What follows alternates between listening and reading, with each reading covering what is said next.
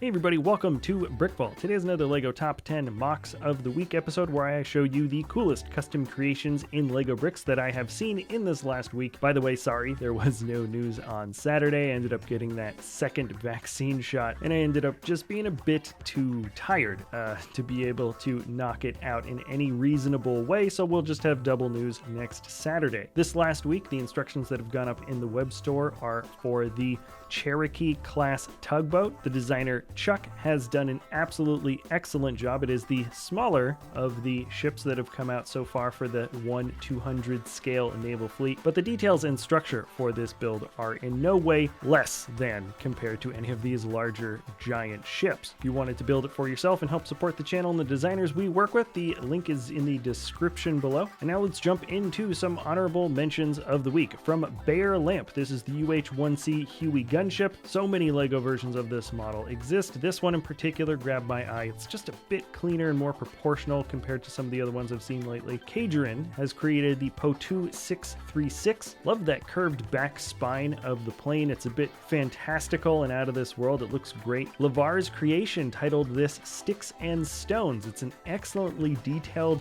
battle scene for Ninjago. This universe in LEGO is wildly popular, but does not get as much custom attention as I think it deserves. Johan Hendricks made a Happy Mother's Day model for the 9th. The designer JF has a work in progress for his what looks like big scale Gozanti. I personally think it is shaping up super well, and I'm very excited to see what the final version of this huge model looks like. Too Impaired has lit up the ISD Eviscerator. This is a model we do sell in the web store, and we've gone as far to light the engines in the back, but he has taken it to the next level and really made this thing shine. The different depth and dimension added to the lighting here just helps sell that much larger look that the Star Destroyer definitely deserves. Daniel Brixon built a Happy Mother's Day / Cinco de Mayo themed build. I think this is called a sugar skull, but based on the bricks used here, I'd call it a flower skull. Mountain Hobbit titled this Baby Bridge. Moko has built a hornworm.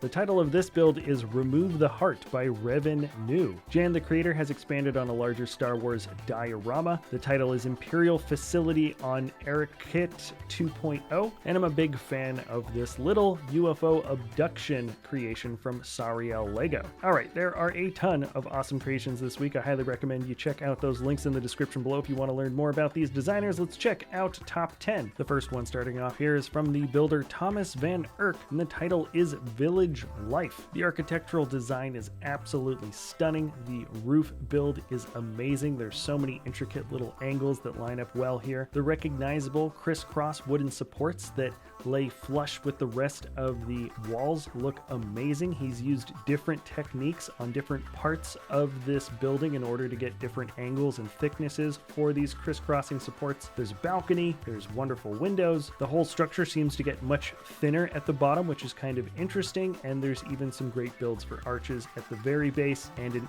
excellent and strange and unique shape for a large gray tree with bright leaves. There's really a lot of new techniques being shown off in this build right now, and to me it feels like much more than just a fun architectural medieval themed build. The designer Ochre Jelly is always playing around with memes or fun pop culture references. I don't know how many of you watching are going to be triggered from just seeing this image here, but let's see how triggered you get when you hear the title of this build. It is A Brief LEGO History of Star Wars Part 1. I don't care what you say, that's pretty darn funny. The building techniques are excellent. Say what you will, this actually does kind of look like a George Lucas face. And as a two-parter, Ochre Jelly also released this image here titled Barbecue at Lars Homestead 430 pieces. I'm assuming the next set he's making will be titled Youngling Lightsaber Lessons with Anakin, but I suppose only time will tell. Number 8 moving down the line is from the designer aukbricks. The title is Bahamas Villa, and it's just an excellent clean LEGO build. Everything is stilted just off the water. The angular white walls has that extremely modern feel with the big large glass windows everywhere, and I'm sure in the next couple of days we'll get some great interior renders as well, but this does look like a complete model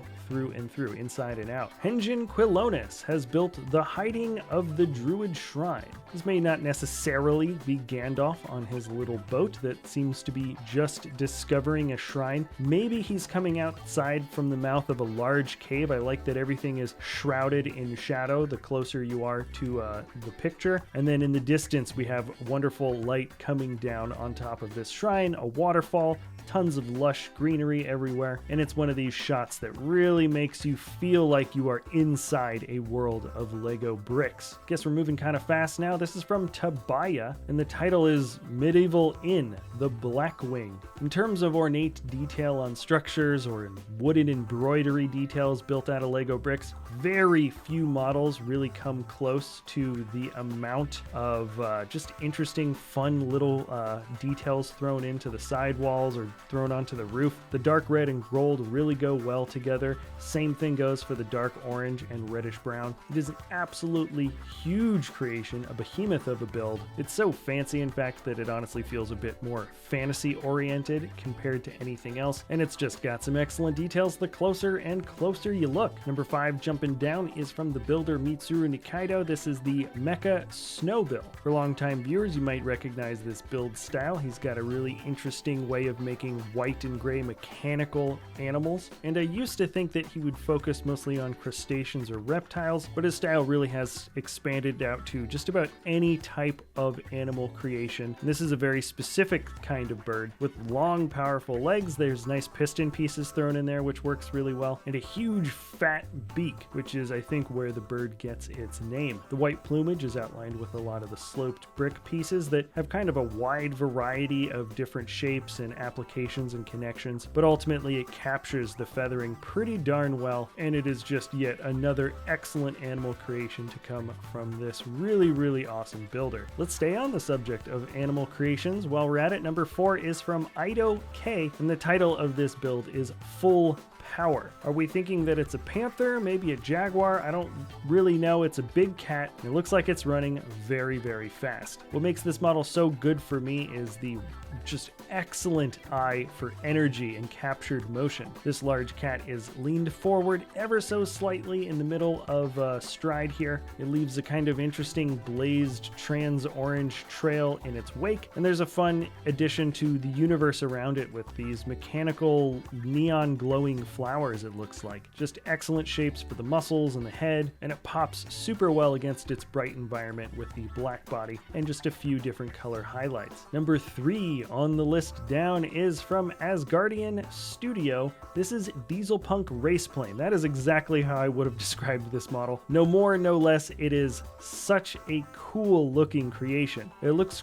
pretty darn familiar to maybe some of the fighter planes you would have seen in World War II, but there's so much more to it than that. In terms of shaping and styling, we have the upturned rear fins in the back, a wonderful long arcing slope that connects the wings to the hull, and some brighter than bright and louder than loud color combinations with a base of pink and checkerboarding of black and orange. The main rudder also dipping down underneath the hull has a really interesting effect for the overall shape of this ship, and it demonstrates a really good understanding of this type of the stylization of plane, where the designer really has figured out how to break the rules in just wonderfully eye-pleasing ways. Alright, number 2 is also from the designer Mountain Hobbit. This is the Coral Castle. Talk about bright, fun, and inviting environment. This looks like an underwater observation station, and there's so many little things to appreciate the closer and closer you look. Beehives and feathers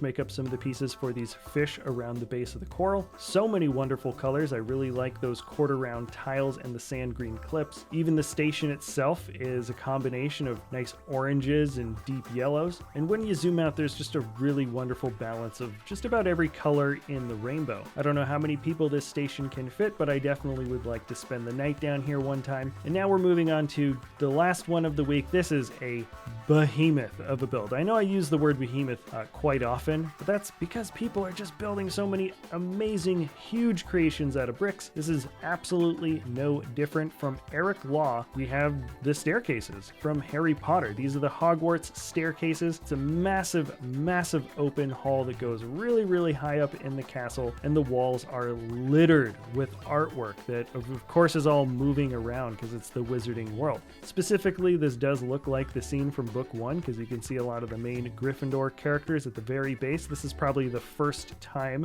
they are seeing this part of the castle. It's a great moment in the book, it's a great moment in the movies, and not only is this a great looking build with tons of details, but when you watch the video, you can see that the staircases and even some of the ghosts have been mechanized and move around. There are very few people that ever even get the chance to get enough bricks to even consider creating something as magnificent as this, and it looks like it's been combined with a designer with just an excellent eye for architecture, technique, and motor engineering, as well as just wonderful, fun little details the closer and closer you look. There is so much cool stuff on the walls. So awesome job to everybody. Those were my personal favorite 10 MOCs of the week. Let me know what you guys think about them in the comments below. Links to everything and a whole lot more are linked in the description below. If you enjoy our content, you can always like, subscribe, comment, share, and we'll see you next time at Brick Vault.